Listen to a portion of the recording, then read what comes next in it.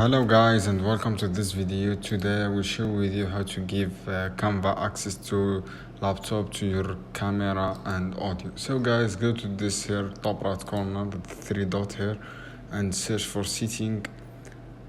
After that guys, go to privacy and security and go to site setting. And after that guys, on site setting, as you can see here guys, search for the site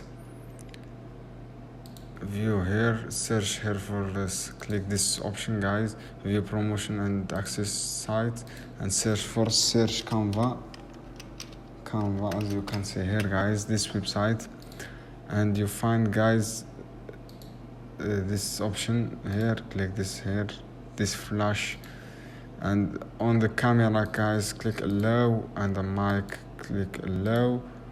This, if you want to sound, click allow guys. This is what you can do guys. This is easy, you can do. I hope this video helpful for you. Then don't forget to subscribe and like and share this video for more content.